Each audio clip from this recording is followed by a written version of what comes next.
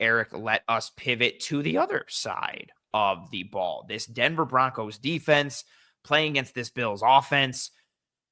I'm very excited for the trench battles on that side because I feel like it's a strength on strength. Denver's defensive line is just this awesome amalgamation of speed and power and technique and nastiness and run defense and headhunting pass rush. And the Bills' offensive line has transcended this year, both in terms of run game diversity, pass blocking ability, and then tying it all together is, Josh Allen, one of the best players in football, Pat Surtain, arguably the best defensive player kind of in all football, definitely the best corner on the planet. Like, what they've got on that side of the ball is really exciting. This is, I really feel like, where more of the prime matchup has been. Even before the Bills played the Broncos, I'd watch 7 games of Broncos tape throughout the year because the metrics kept showing up and I wanted to see what they were doing. They're a fun unit. They're a quality unit, especially considering how bad they were last year. Like, Miami hung 70 on them. And then they get rid of Justin Simmons and they come back this year and I'm going to read them in a bit. Their metrics are nuts. The tape is good. This is a fun side of the ball to talk about. Yeah, there's a lot of talent on that side of the ball. They have guys that come in that second and third wave that are just hunters. I mean, aside from their starters, they can just come in and go get the ball. They have guys that are going to give the Bills offensive line issues because they're stout at the point of attack. I mean, DJ Jones, oh my God. Like, we're going to get into some of the run game stuff in here, but he's a stud. You talk about Zach Allen. I mean, they have talent all across that D line, all across that front 7, but they also do a great job with their coverages to kind of take away that each third of the outside of the field. And overall, they just create chaos. They're 8th in havoc rate. They're creating a havoc play 18.3% of the time, 282 pressures first overall. They got over 60 plus sacks. They're tops in that. They have 15 interceptions, which is a lot. The Bills are right at 16. So we talk about the Bills defense and all the turnovers or interceptions they get. Broncos are right there. And then overall, 5 defensive touchdowns. You can't give them those plays. Force the offense to score the points. Do not give away special teams points or points to their defense. I don't want to be the person that reads off a bunch of metrics, but these are significantly impressive, and so I'm going to be that person. The Broncos defense,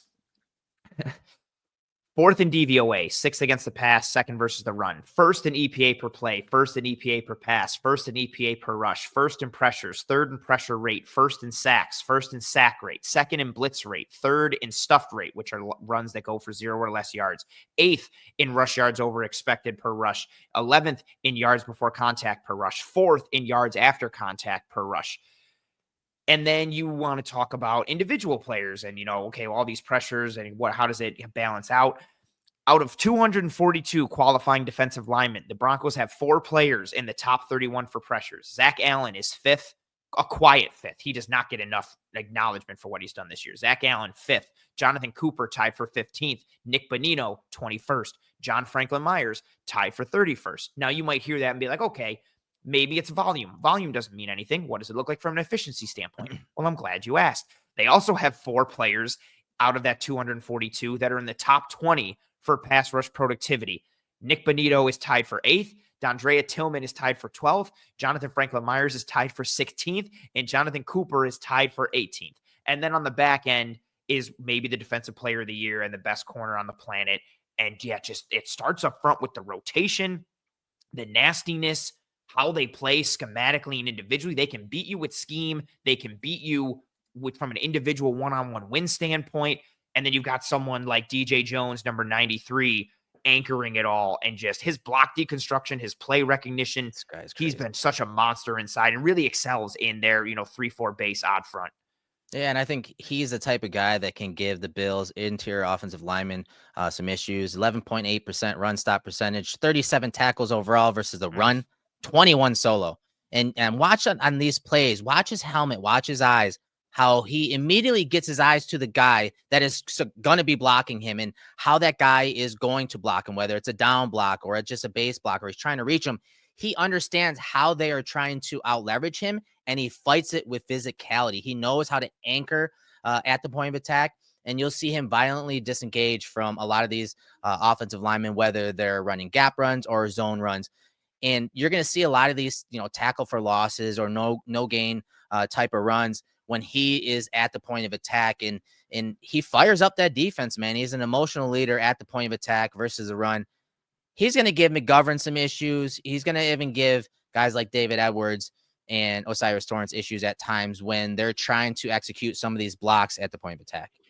You hit it. He just plays with leverage like all the time. And this goes back to when he was with the Niners. I loved him when he was with the Niners. And then he goes to Denver and just, the ability to see the double teams, to sense them. And also for people too, look how he's constantly using his hands. Blockers are not getting into his chest. He is meeting power with power. He's getting his hands. It's not just the use of hands. It's the placement. It's the extension. He's got shock and pop in those hands. He's knocking guys back. And then he's doing all of this, Erik, like you said, while watching the running back and reading the play and reading that track. And then if he steps off the field, your boy Malcolm Roach, who's a super solid run defender. I got a clip for him. I put a sad face in the note because of it for you. He's you're welcome. He's the guy coming in as his backup, and he's a stout, like, we wanted him on the Bills as like a potential starter at that. He was my second rated free agent target. Yes, it pains me to watch his film, and we're gonna have to break it down, unfortunately. I got a couple of plays of him. Yeah, it's a quality unit across the board, and the mix of all of it. Zach Allen's skill set and his traits and tools versus Jones versus Benito versus Cooper versus Jonah Ellis. Like, they've got all this little bit of everything, this mix of speed and dip and bend, athleticism, run defense, power, tenacity, gap shooting, gap and a half, gapping ability. All of this combines, and Vance Joseph has done a really good job of wielding all of it in tune to a tremendously successful year on that side of the ball, as I essentially read a giant piece of parchment with all those stats. I mean, it's a long list, and it's because they are so talented on that side of the ball. They have the talent, and they have a very good scheme to go with it, as you just said. They're humming right now on that side of the ball. So the defense of the Broncos, it reminds me of a couple of games this year, a couple teams that the Bills play. We're thinking about defensive philosophy, defensive scheme, and that is the Patriots. It's a very similar scheme. They just don't have the talent overall that the Broncos do. But more importantly, I think the Lions are very similar. And Aaron Glenn, their defensive coordinator, I think they do a lot of the same things that you're going to see from the Broncos overall. But when the Bills played them and they hung up all those points on that Lions defense, McNeil was not in that game, and he would have been a big issue, I think, if he didn't get injured. Much like we're talking about DJ Jones. You talked about Malcolm Roach, the backup nose tackle, D tackle. John Franklin Myers has always given the Bills fits. I was literally going to say, like, the notorious Jets, right? John Franklin Myers. Yep. Yeah, with the Jets, always giving the Bills issues. I mean, they got speed on the edge, as we'll get to in a little while. They have stout guys at the point of attack that can, as you said, 1 or 2 gap and really allow the defense to play those 2 high structures and quarters, cover 6 and all that, and not have to load the box because they have guys that can be stout at the point of attack and 2 gap. And they really do a good job of, I like some of the stuff that linebacker Alex Singleton was doing earlier in the year, but then he goes down. So you're looking at Barton and Stranad. I can never pronounce the name right, so I've kind of given up. I just call him 40 every time because he's number 40, which is a unique linebacker identifier. That really is the area that you want to attack this defense with. But the defensive line does a good job of kind of shielding them, protecting them a little bit. And then you've got Surtain, another guy on that side of the ball who we liked, and I believe was on your free agent list, Brandon Jones. Yes. Who's making plays. Like, it's just this who's who of like how to hurt Erik. Oh, yeah. We're looking at one of his plays, right? Yeah. Just like he's playing fun on the back end. PJ Locke is nice coming forward. And then Riley Moss, who I think for a lot of Bills fans see as this vulnerability because of what happened against T. Higgins. But he was a Bills fit coming out. He was a Bills fit coming from Iowa. So, and he fits the run well. And he had a better year than he, I think, is getting credit for. He got banged up a little bit. And then what happened against T, they really do have this quality unit, but it starts up front and then kind of ends with what you have on the back end. And then in between are these linebackers that you could potentially kind of attack a little bit. Yeah, and we'll get to some of that later. I wanted to get to some of the film that you cut up. So Anthony did the Broncos defense when it comes to scouting them and pulling up some of this film. So Anthony, let's jump into this film. And this segment, the Broncos defensive film, is brought to you by our partners, Easy Loan Auto Sales. We don't have a specific play to break down this week, but we're going to break down the Broncos defense and some of the things that Anthony scouted and highlighted. Yes. And of course, with that being said, thank you very much to Easy Loan for their partnership again this year. And you folks, if you don't know already, Easy Loan Auto Sales, regardless of your credit situation, Easy Loan can help get you behind the wheel and on the road to better credit. All of their vehicles include a 2-year, 24,000-mile warranty. They have 3 convenient locations in Buffalo, Lockport, and Niagara Falls. They can get you driving today. Go to easyloanauto.com to start your accelerated approval. Let's dive into some of this Bills defensive tape. Put a widescreen it. I feel like people are watching and we're like, whoa. Erik normally does the presenting. What is happening right now? I love this. I like this. Right? I could do this some more, Anthony. I'm not going to lie. I was waiting for you to be like, I'm just going to kick my feet back and get my popcorn. Yeah, right. Just relax. So this first one that we got, a non-traditional Tampa rotation from the Broncos here. We've talked about this. The Bills have done it throughout the year. The Broncos are really fun with it. I think what gets lost in the conversation about the Broncos defense is, they do have a high man coverage rate, a high cover one rate. We talk about Surtain. We talk about this defensive line. There is more creativity from a coverage standpoint with this defense that I think they get credit for. We have an example here with their non-traditional Tampa on 2nd and 10. This turns into Tampa 2 robber, Tampa 2 hole, depending on how you want to verbalize it. The players I have highlighted there, you have Jaquan McMillan. I say Jalen all the time. There's too many McMillans. He's their normal slot or their apex. He's around that 30-yard line. He's going to drop to the deep half. Brandon Jones, that split field safety right now, also circled. He's going to become the pole runner or that hole player, that robber. And then we're going to watch the edges drop into coverage. Yeah. The off-ball linebacker, Alex Singleton, blitz. And then let's just watch this kind of play out and see what happens here. So there's the snap. Here goes McMillan to, that's a curved line, but who cares? That deep half. Watch Jones spin down. And then another example, another thing to emphasize here again, also get a little bit of a simulated pressure kind of look. Yes. We're going to get a drop. Here's our off-ball linebacker who wasn't showing pressure pre-snap. He's going to go. And let's just watch how this kind of plays out a little bit in real time. Throw deterred. Baker has to scramble. This is on 2nd and long. Turns into 3rd and long. What I also think is nice, too, with this, Erik, is I like the design. I like the presentation. I like how they get to it. And you'll see Jones immediately jump Jalen McMillan on that over, which is what deters the throw.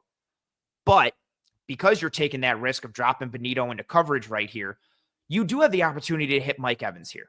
And so I think that's something that showed up more on the tape as you watch enough of it, that these looks and what they spin to, especially what they blitz, again, 2nd highest blitz rate in the league, there are opportunities to get them if you process it correctly, if you attack it. There was an opportunity here. Maybe Benito jumps underneath this a little bit, depending on when Baker throws it. But overall, a nice play and a nice job by the Broncos here. I love the disguise. I love the 5-man surface by the D line there, and then how those edges drop out and that linebacker comes. So it's that, as you said, simulated pressure, and it's a really nice rotation. But this is where Josh has to be on his P's and Q's, because the Broncos, their weakness is up the middle. It's short middle. Their DVOA to the middle of the field, they're ranked 29th. Short middle, 28th. And you can see right here, pause right there. That crosser, 15 is coming across. And yes, Jones is cutting it and he's aiming for it. But you would expect with zone coverage, you'd want that receiver to sit right there. And I know Baker's eyes aren't there, but they should be, because he's not going to throw that out route with a trapping corner, who I think especially it's because it's Patrick Surtain. Yeah, that's not throwing that. Move on from that. Get your eyes to the middle of the field. Your third option here. That receiver and him should be on the same page. And this is why it's important. Getting the ball to the middle of the field. There are those opportunities, but if you're not there within the timing and rhythm of the play, you miss those opportunities, and now you're in the scramble drill. Yeah, and of course here, also one little, I wanted to make sure it was this one. I've got so much tape in my head. Here's DJ Jones. Just watch how he blows up the left guard. Oh, hello. Yeah. Jeez.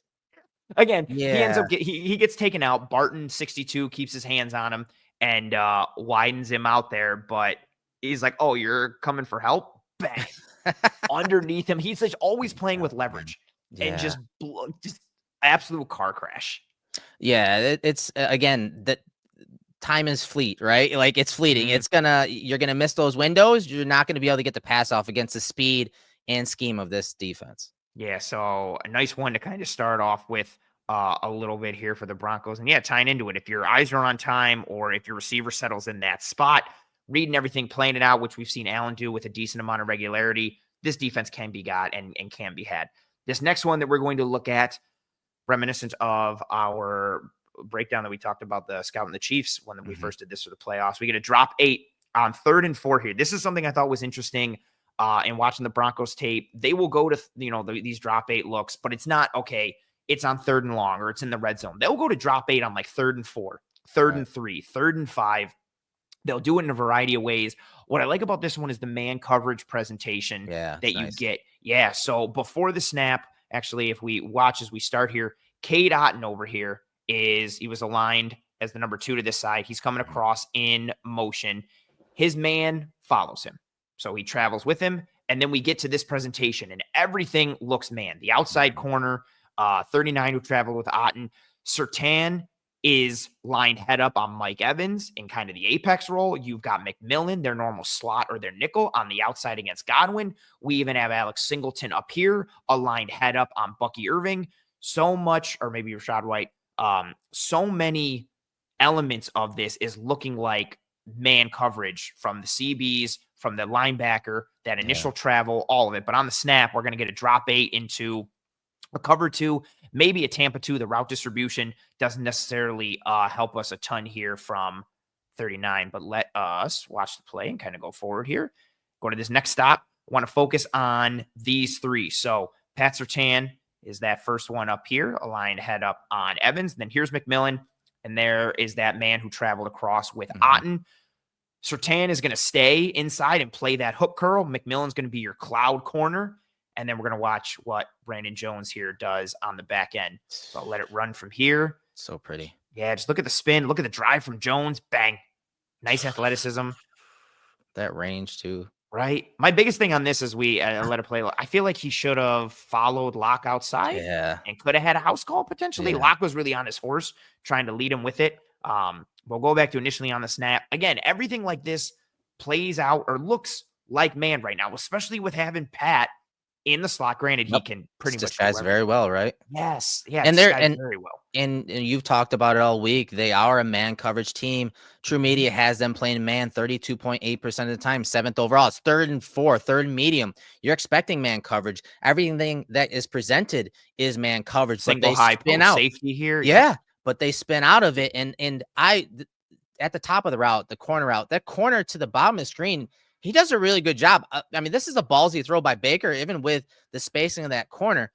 But the play by Jones starting at the 50 and he's breaking on it and then high pointing it, like that is one hell of a play from a half field safety. Yeah, it was part of the reason. He was on your free agent. I believe he was on your list. You're killing me, Smalls. I knew we talked about him. I couldn't remember if he was officially on the list. And I was saying again to kind of jog. Yeah, this is a really nice play from Jones, but I like the presentation. I like the disguise. And then again, if we're, looking edge rusher, aligned over the guard, and you're thinking, okay, you're trying to create a matchup, and it's like, nope, he's dropping in the hook curl. And this is what cover 2, I think if the route distribution played out, you're going to get more of a pull runner aspect here. Yeah. But at the end of the day, similar idea. And then, really nice athletic play from Brandon Jones. Everybody gets on their horse. One of their 15 interceptions on the year that you mentioned earlier. The Bills, again, very turnover prone defense for the Bills, had 16. So that's kind of something put in perspective. This one doesn't need a lot of analysis or, a setup, I should say, on my part. This is Zach Allen just kind of being a problem. I'm just going to play it a bunch because it's awesome. And that move is just ridiculous from him. And Anthony, not to like railroad this segment, but like Zach Allen versus the Bills guards, David Edwards, Osiris Torrance, that is one of the biggest keys to the game, in my opinion, because Allen is a technical guy. He's got great technique. He's got a motor. He's got violent hands, as you'll see here. And while the Bills have done a really good job when we're talking their guards this year at anchoring and keeping the depth of that pocket for Josh, David Edwards is usually aggressive. You'll see him 1 and 2 hand punch right at the line of scrimmage. He's aggressive early.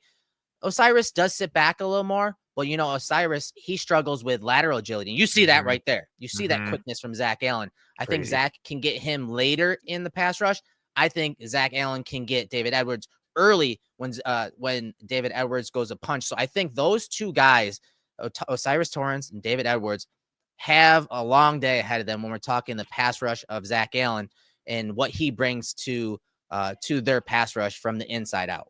I completely agree. Like, he's got that stoutness to his game, but then also like a little juicier. Like the hand, I love the hand usage. You talked about it, like the violence in the hands, but him just kind of reading as he destroys Daniels here. Didn't Daniels also have a super rough day? Oh no, it was Broderick Jones against the Bills, against Groot, right? Oh yeah, yep. In the preseason, I was like, oh no, did we just do Daniels dirty again? I was like, no, it was Broderick Jones. As Allen starts to break him down, just how he adjusts, and it goes from violence in the hands to right there, puts the left foot in the ground and bang. And then for him to swim him, like he's dead to rights. He is beat completely clean. And then he's able to, the ankle flexion off of, let me go back a little, that ankle flexion off the right ankle, bang, as he plants and turns. And then now you're bearing down on Justin Fields, who's extremely athletic. Granted, Fields wasn't on the move yet. I just think this was such a dominant kind of grizzly bear type of move from Allen, and you see this all the time. And go back to the start of the play in the setup and the presentation. Look, again, Bonito's in that 2-point stance off to the left side, off to the field, but you see there are 3 rushers that they have to account for to the left of the center. And then you got the 2, like we talked about, to the right of the center. And so, again, it's a partial slide. 3 guys, center, left guard, left tackle, are sliding left. Usually it's a man side, but I can't tell if it's man or zone here. But either way, Daniels is that pivot guy. He essentially has to worry about the gap to his left and the gap to his right. And so that is a win for Zach Allen. Again, he can win in many ways. He can win quickly. He can win late in rushes. He can win with his first move. He can win with transitions or counters. The Bills' offensive guards have a long day ahead. And I know our guy, O'Cyrus Torrence, hasn't allowed a sack this year, technically. Zach's going to give him a run for his money this weekend when it comes to that. Especially with these alignments, and that was a great, call up by you. You see that slide to the left. Their odd front presentation, which we've talked about on this show, tends to give the Bills run blocking scheme fits at times in terms of, especially from a double team standpoint, but they use it to kind of create these one-on-one situations with guards, put them on an island, whether it's Allen or whether it's JFM, they are going to attack. And so if you are Torrance, if you are Edwards, you have to be on notice exactly for this kind of stuff. You get that half slide to the left. And to your point, it looks like, man on man here. We've got man on man here. And Zach Allen does. Oof. Honestly, there's literally I like this Broncos defense a lot. It was very hard for me to whittle this down to 9 plays. We could have done a whole film room just on Zach Allen. Like, there's so much for what he's able to do. Another example of him here aligned slightly to the outside shoulder of the right tackle. So that's where Zach Allen is. This is Nick Bonito over here. Presentation, general, which obviously we can get into, but I like this play.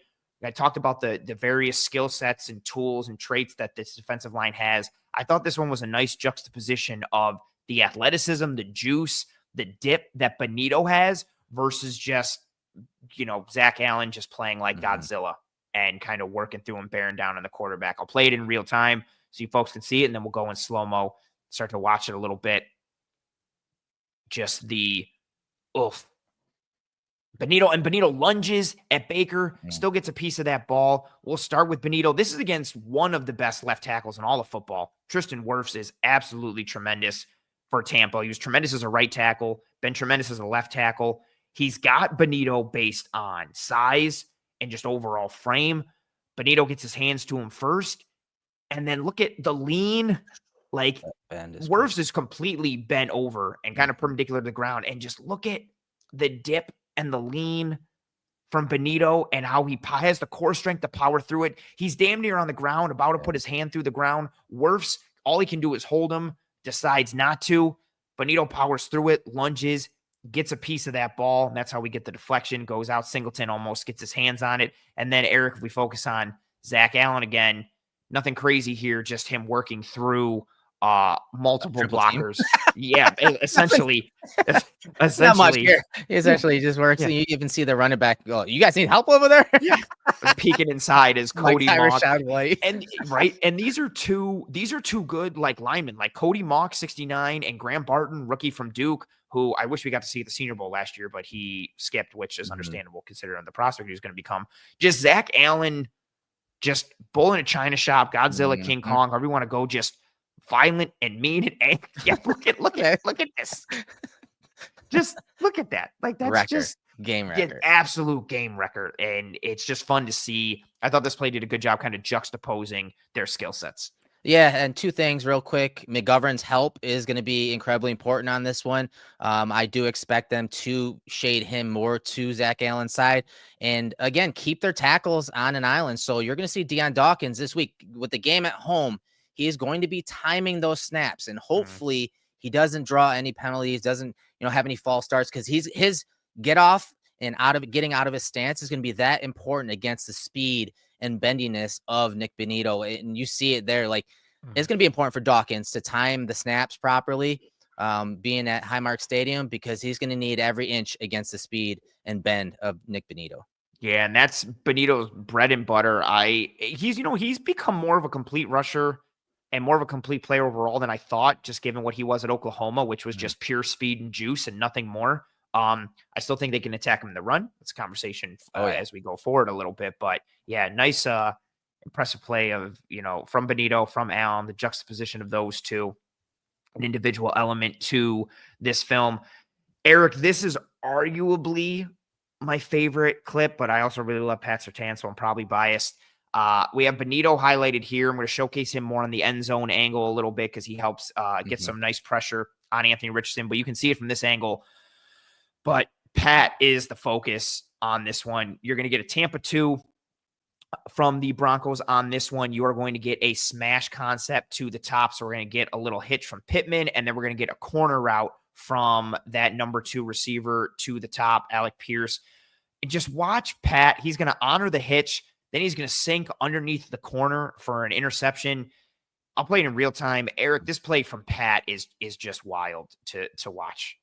Watch him honor and then bang, drop, pick. Yeah, and that's a tough play to make. And honestly, a throw probably shouldn't have been made short side of the field, where Patrick Surtain is in obvious trapping posture, and get to the top of the route where the two receivers are breaking a little bit further along. And you'll see as this is a smash concept. They're attacking Patrick Surtain. Why? I don't know why. But look at the spacing, first of all. Look at the spacing of the receivers. It's terrible. So you're not stressing this corner at all. So you see Surtain initially come up like he's going to jump that under route by the number 1.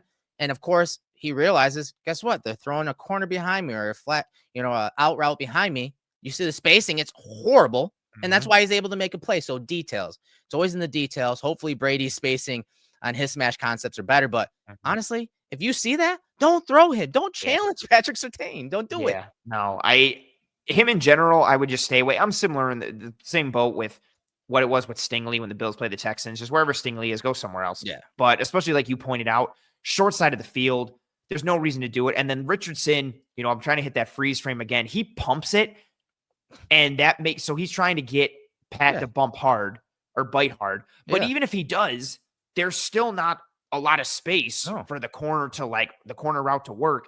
Right. And so by the time he's holding it, now he's got to reload and throw this. Pat is already just able to put his feet in the ground and slam on the brakes and then drop back underneath. Right? Yeah, but that's still it, right? Like I put some fault on the design, the spacing, Richardson, and everything that you alluded to as well. But I just thought that Pat essentially shuts this down by himself. Yeah, in many ways, really he baited him. His athleticism allowed him to get back out and to back out of that and bail out of that. But I don't like the play design by the offense and the spacing, but it still shows how good that corner is. And you just don't challenge him, because, again, they will get those interceptions. Absolutely. And then end zone angle, Nick Benito here on the left side. Just watch him cause some havoc on this play. What do we get? Shocked that he's going around the corner. Some dip. Yep. Dead powers through that course. Like, this is literally, the left tackle is literally like, okay, let me try to hold him. Has a club on his hand so he can't really grab. And just watch Benito just continue to work through, draws the flag. Doesn't matter because we end up getting the interception from Pat. It was like he was like coming up behind Benito with a stun gun. Yeah, that's what he was trying to do right there. Slow him down and then stun him in the back right there. Like that was terrible.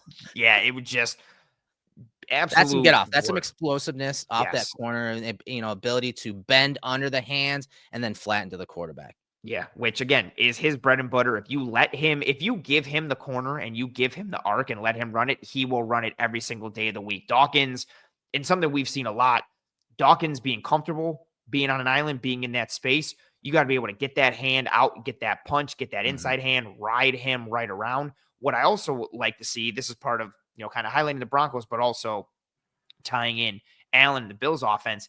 If Benito wants to get upfield and wants to turn that corner, cool. If Dawkins can ride him a little bit, exactly, and then Allen is out that gap, as we've seen time and time again. And that's what he wants to do, because it's going to be hard for him with the speed and explosiveness of Benito. It's going to be hard for Dawkins to punch, to slow him down, to kind of stunt that rush. So what he's got to do is, again, use his angles and his kick slide, but ride him wide. Once he gets, in close contact with him, put his hand on that inside hip and just ride him wide to Josh. And so Josh can either step up in the pocket or, as you said, escape the pocket, so that he has a better, field vision looking down the field. I think that's what Dawkins is going to have to do. It's going to be very difficult for Dawkins to, match the speed and explosiveness of Benito. Yeah, but if you can get those big old paws on him and ride him a little bit, again, you just need to deter Benito, use his momentum and what he's trying to do against him, and allow Allen to kind of do the rest. I'm interested to kind of see that scramble aspect of what Allen's legs will do. This is just Pat Surtain fitting the run, all world, everything at corner, and Riley Moss, you'll get this from him as well. You'll get this from McMillan. These corners are not afraid to fit the run in the box or outside. They come forward with purpose, with urgency. Starts with Pat. It's nice when your all-pro corner is willing to come forward and play the run with that type of urgency, with that type of physicality. There's no hesitation. He sees it, closes. And you see these type of plays regularly, but you expect it more from like Riley Moss or, McMillan. But you see Pat, this end zone angle is nice just because of how he shoots out. And you see it. He delivers a shot to Bucky. Watch Bucky's head. Oof. Like, Pat gets that shoulder right on the chin. Like, when he comes forward, he's coming forward with bad intentions, plays it right. You get the fit from 55. Barton is a good run fit on a run designed to kind of create this kind of matchup. Yeah, he doesn't miss tackles. Surtain, you see him coming from depth and fitting up a very talented running back and laying the lick on him. But once again, we talked about how stout the Broncos are up front. They're in a too high structure. Their field corner is off and soft, and they're still able to make this run bounce. But then they also have the talent at corner to come up and make the tackle in the open field. Yeah, you get McMillan shooting. And then kind of what we talked about earlier, right? Those gap exchanges. So you got this shot inside. So Barton fits accordingly over the top. But McMillan and everything you have here, they cancel everything out here. Forces Bucky to bounce it right into the waiting arms of Pat and Barton. I really should have just done. I should have tough, man. Right? It's when you see the Bills run concepts and how often they run duo, it's going to be difficult to get those matchups because the Broncos corners are such good run fitters, whether they're up near the line of scrimmage or from depth, as you saw in that play. There's plays, and again, this isn't it, but they'll run duo, and you'll see Riley Moss here, and he's sitting here fitting this gap or fitting this gap against any running back. Like, there was absolute no fear. And again, I think maybe you expect that a little bit, like, an Iowa corner, he's the corner two. Add in some other particulars about him and his play style, and you might think, okay, that makes sense. But Pat will do the same thing. McMillan does the same thing. This is a quick one. Erik, this is for you. Malcolm Roach, sad face. I put there. You're going to get a wham from Cade Otton. So he's trying to take advantage of him. And again, it's not the best wham block in the world, but I just like how aware Roach is of it as he comes forward. Baker's going to send Otton in that motion to kind of get him going. Roach comes forward and is ready. And as soon as he feels Barton leave him, his eyes go to the running back, and then bang, he catches Otton, Just Oh my get the hell God. off me. Yeah. Bucky has to bounce it. And then what are we getting? Population of the football, as Yes. we like to say. So it Mhm. starts with Roach kind of throwing this run off track, but then here comes the rest of the defense to help make the play. And you get a lot of dudes to Bucky are in to make the stop here. And that's the thing with their like interior defensive linemen, whether it's Roach, Franklin Myers, DJ Jones. They have the ability to two gap. They have the size and physicality to do it. But more importantly, they have the football IQ. When you're a two gapping defensive lineman, your football IQ is incredibly important because you have to be able to read blocks quickly, not just individual blocks. Here comes a wham block by the tight end, but more importantly, what the offensive lineman or the offense is doing as a run concept altogether, and being able to recognize the big picture, but then also the micro here. Here comes a wham block. I'm going to blow that dude up and then go and get in the ball. That's why they are so stout at the point of attack, not just because of their size, but also because of that football IQ. Yeah, and this play up front from Roach deters the whole run, helps make the play, and now the Just go linebackers. back a few frames, dude. Look at all the helmets and the eyes of the Yep, Broncos defenders. Look at their leverage. Look at the leverage and control they have on the blockers or guys that are approaching them to block them. All of those guys are in control with their eyes and with their hands and leverage. yep, and then because of what happens inside, Barton's leverage on Singleton is completely useless because Bucky has to bounce this and just watch Singleton now. Watch this play out. He's got similarly. Okay, let Yep. me use my hands, take on the block, but here's my eyes. He watches what happens, and Singleton's like, oh, okay, I'm just not going to engage. Let me just go over here to where the ball is. It's amazing. They have speed, they have physicality at the point of attack. They're going to be very difficult to run against. Yeah, I am very interested to see this trench battle because the Bills O line is a good line as a group and individually, but the Broncos are good as well.